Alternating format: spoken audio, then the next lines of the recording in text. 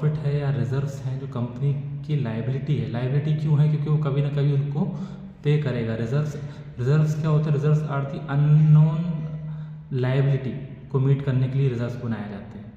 और प्रॉफिट भी आप कभी ना कभी डिस्ट्रीब्यूट करोगे in the form of dividend to the shareholders, तो इसीलिए प्रॉफिट भी आपके लिए एक तरह से लाइबिलिटी ही हुआ, इसलिए सरप्लस भी लाइबिलिटी होता है। उसका लिखा है money received against share warrants. Share warrants एक तरह की सिक्योरिटी ही होती है जो कंपनी इशू करती है और उसके बदले में कुछ ना कुछ पैसा वो रेज करती है मार्केट से। फिर सेकंड पॉइंट बोल रहा है share application money pending allotment.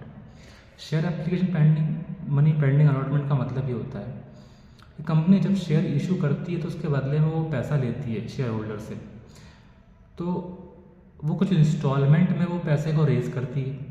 तो जो पहली इंस्टॉलमेंट होती है शेयर कैपिटल से पैसा लेने वाली, that is first is application money.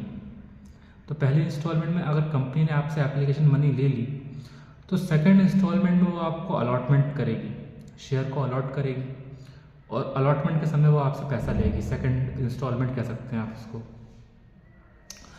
तो अगर ऐसा शेयर जिसका एप्लीकेशन मनी आ चुका है लेकिन अलॉटमेंट अभी पेंडिंग में है, that amount is called application money. वो पैसा कहाँ पे आएगा? Share application money pending allotment. उसका अलॉटमेंट अभी पेंडिंग है, एप्लीकेशन का पैसा आ गया बट अलॉटमेंट अभी पेंडिंग है, तो ऐसे पैसे को आप सेकंड पॉइंट में लिखेंगे। तीसरा है नॉन करेंट लायबिलिटी।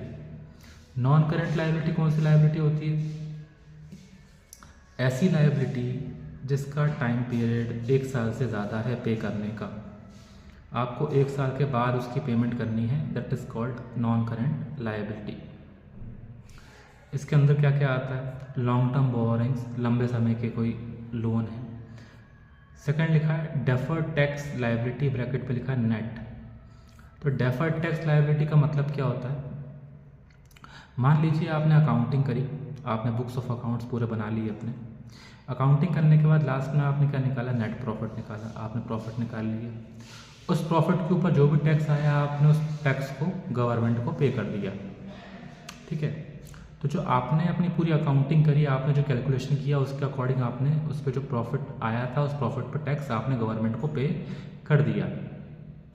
अब एक दिन क्या होता है, गवर्नमेंट का इनकम टैक्स से जो कोई व्यक्ति आपके कंपनी में विजिट करने आता है और वो आपके बुक्स ऑफ अकाउंट्स को चेक करता है। वो चेक करके आपकी जो भी अकाउंट्स के रिकॉर्ड्स हैं उनको चेक करता है और वो बताता है कि आपका प्रॉफिट